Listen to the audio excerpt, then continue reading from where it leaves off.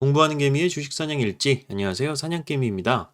최근 이스라엘 팔레스타인 전쟁 분위기도 그렇고 미 국채 10년물 금리, 유가, 환율 등 매크로적으로 참 우호적이지 않은 시장 분위기가 이어지고 있습니다. 노이즈가 없었던 시장은 없었습니다만 참 요즘처럼 A가 끝나면 B가 바로 터지고 또 B가 끝나면 C가 터지고 했던 적은 기억이 잘 나지 않아요.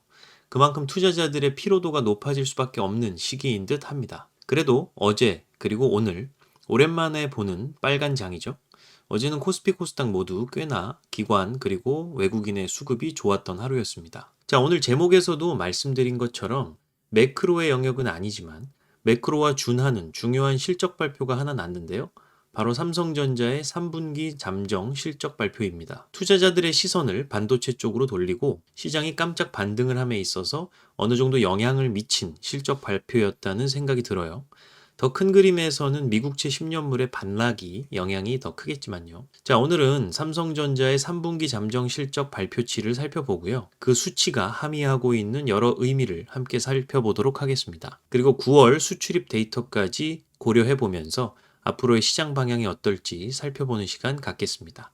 그럼 바로 시작할게요. 자, 삼성전자의 3분기 잠정 실적치를 살펴보면 우선 매출액은 67조로 집계가 되었고요. 전기 대비 증감은 11.65%입니다. 그리고 중요한 영업이익이 2.4조로 집계가 되었는데요. 전기 대비 증감은 258.21%입니다. 정기 실적이 6,700억밖에 되지 않았기 때문에 영업이익이 전기 대비 증감률이 엄청나게 증가한 것처럼 나타나고 있죠. 자, 중요한 것은 증감률도 증감률이지만 시장에서 바라보던 컨센서스 대비해서 서프라이즈가 났느냐의 여부겠죠. 컨센서스를 제공해주는 사이트인 FN 가이드 사이트에서 살펴보면 이번 3분기 잠정 실적 발표가 컨센서스 대비 영업이익이 12.45% 서프라이즈가 났다라는 것을 알 수 있습니다. 이것을 역산해보면 2023년 3분기에 시장 애널리스트들이 평가했던 영업이익의 컨센서스는 2조 1,300억 수준이었습니다. 심지어 제가 발표 전날까지 여러 매체들을 통해서 삼성전자 3분기 실적의 예상 분위기를 보았을 때는 2조보다도 안 나올 수도 있다는 의견도 꽤나 많았어요. 1조 8에서 9천억 정도 수준으로 나올 수 있다. 이런 이야기들이었는데요. 아무래도 삼성전자가 HBM3 시장에서 SK하이닉스의 선두를 빼앗긴 상태이기 때문에 빠른 영업이익의 증가가 쉽지 않을 수도 있겠구나는 생각은 했고 어느 정도 납득이 되는 분위기였죠. 근데 막상 뚜껑을 열어보니까 그 우려를 뒤엎고 2조 4천억으로 영업이익이 발표가 된 것이죠. 자, 그래서 어제 삼성전자는 2.7% 상승했고 오늘도 1%대 상승 중입니다. 시총이 400조가 넘는 회사인데 어제 오늘 합해서 4% 정도 오른다는 소리는 16조 이상의 시가총액이 올라가고 있다는 소리니까 참 대단한 겁니다. 자, 이렇게 발표된 2조 4천억이라는 영업이익이 여러 사업 부문의 이익으로 구성이 되어 있기 때문에 해당 데이터를 디테일하게 보고 싶어서 여러 자료들을 찾다가 마침 메리츠 증권에서 발간된 좋은 리포트 자료가 있어서 함께 보면서 말씀드려 보도록 하겠습니다. 자, 물론 메리츠 증권에서 나온 이 리포트도 해당 영업이익의 사업 부문별 구성은 추정치임을 밝히고 있고요. 다만 반도체 데이터 관련해서는 항상 신뢰 높은 자료를 발간하는 애널리스트 분이라 큰 오차는 없으리라 생각을 합니다. 먼저 반도체 부문부터 살펴보면요. DS 사업부죠. 마이너스 3.4조 원이 나왔습니다. 참고로 DS 부문의 영업이익이 1분기에 마이너스 4조 5,810억이었고요. 2분기에 마이너스 4조 3,610억이었던 것에 비하면 약 1조 이상 적자폭이 축소되었다는 것은 고무적입니다. 다만 전체 반도체 부문의 영업이익 실적이 마이너스 3.4조 원인데 메모리 사업부가 3.3조 원 영업 손실이 났다라는 것으로 아직은 부진한 구간이라고 말을 하고 있습니다. 물론 이것도 아직은 추정치이긴 합니다. 그래도 최근 디램 익스체인지의 디램 가격 상승 추이와 우리나라 수출 물량 등을 고려를 해봤을 때도 느꼈던 거지만 판가와 출하량이 전분기 대비 각각 5%, 9% 플러스인 모습을 보여주고 있어서 현재는 부진한 구간이지만 바닥을 찍고 턴하는 과정이다라고 요약을 해볼 수 있겠고요.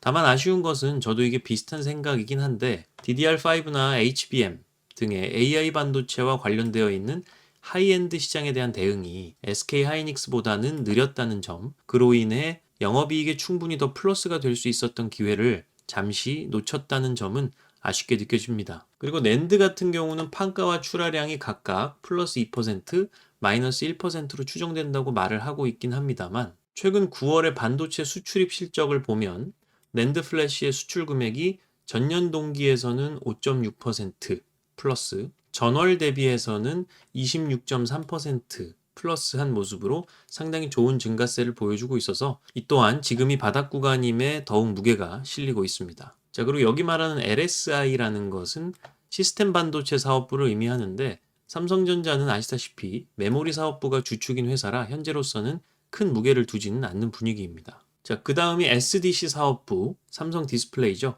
미주의 주요 고객이라고 하는 건 애플이고요.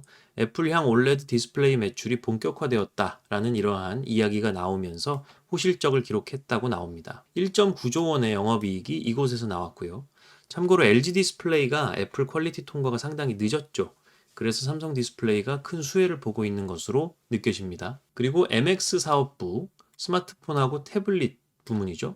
스마트폰 출하량이 5,900만 대, 태블릿 출하량이 590만 대를 기록을 했고 중요한 것은 스마트폰 출하량이 기대를 소폭 능가했다라는 점인데요. 요즘 모바일 시장이 부진하다 보니까 아무래도 모바일 출하량과 관계가 있는 메모리 반도체 시장도 영향을 받을 수밖에 없었죠. 근데 최근에 애플의 아이폰 15를 비롯해서 화웨이의 메이트 60, 삼성전자의 갤럭시 S23, Z 플립, Z 폴드 이런 것의 스마트폰 시장 신규 출고 시즌에 맞춰서 출하량이 준수하게 나와준다는 이야기는 반가운 이야기겠죠. 그래서 3.3조 원의 영업이익이 나왔습니다. 자, 그리고 가전 쪽은 DX 부문이라고도 하는데 최근 가전 섹터 쪽이 약세인 상황이라서 그리 영업이익이 두드러지지는 않는 모습입니다. 0.4조 원 영업이익이 나왔습니다. 자, 쭉 살펴보면 결국 중요한 부분은 반도체 부문이 더 좋아져야 전체적인 삼성전자의 이익이 증가된다는 이야기인데요. 그리고 빠른 HBM3 수율 통과를 통해서 엔비디아향 매출이 부각이 되는 상황이면 더 금상첨화겠다라는 생각이 드네요. 우려가 기대감으로 바뀌는 포인트가 될 거니까요. 자, 그걸 떠나서 큰 그림을 봤을 때 현재가 메모리 업황의 변곡점인지 여부냐를 놓고 보면 저는 현재가 변곡점이 맞다는 생각입니다. 그를 뒷받침할 여러 데이터들이 나오고 있는 상황이죠. 이 리포트에서도 말을 하고 있듯이 늦어도 23년 4분기부터는 상향 반전하며 내년 1, 2분기에 가속화될 것이다 라고 말을 하고 있습니다. 그리고 삼성전자의 3분기 실적 설명회가 10월 말에 있을 예정이니까 이것도 한번 참고를 해보고 추후에 다시 말씀드리도록 할게요. 자, 그럼 이어서 지금이 메모리 업황의 변곡점을 지나고 있는지를 나타내는 데이터들을 좀 살펴보도록 하죠. 9월 우리나라 수출입 동향을 전반적으로 살펴보면 많은 힌트들이 있습니다. 모두들 아시다시피 우리나라는 수출로 먹고 사는 나라죠. 그렇기 때문에 수출 데이터와 주가 데이터는 매우 밀접한 상관관계를 보여줍니다. 최근 수출 데이터가 점점 좋아지고 있어요. 작년 10월 이후로 가장 낮은 수출 감소율을 기록을 했습니다.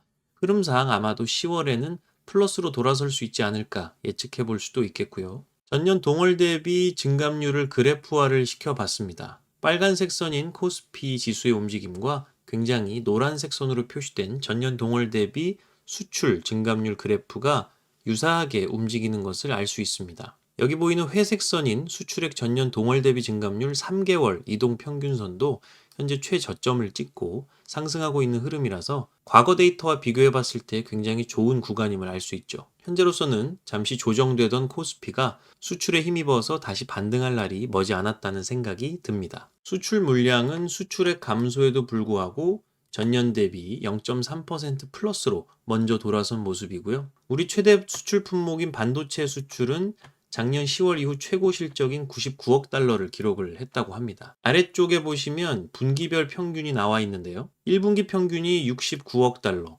2분기 평균이 75억 달러, 그리고 이번 3분기 평균이 86억 달러죠. 큰 흐름에서 분기 단위로 보아도 점점 반도체 수출 실적이 개선되어 감을 느낄 수 있습니다. 자, 9월 무역 수지도 플러스 37억 달러 흑자를 냈고요. 현재 4개월 연속 흑자 흐름을 기록을 하면서 그래프처럼 점차 우리나라 무역 수지가 개선되어 가고 있는 모습을 느낄 수 있습니다. 자, 그리고 조업 일수를 고려한 일평균 수출도 26억 달러를 기록을 했습니다.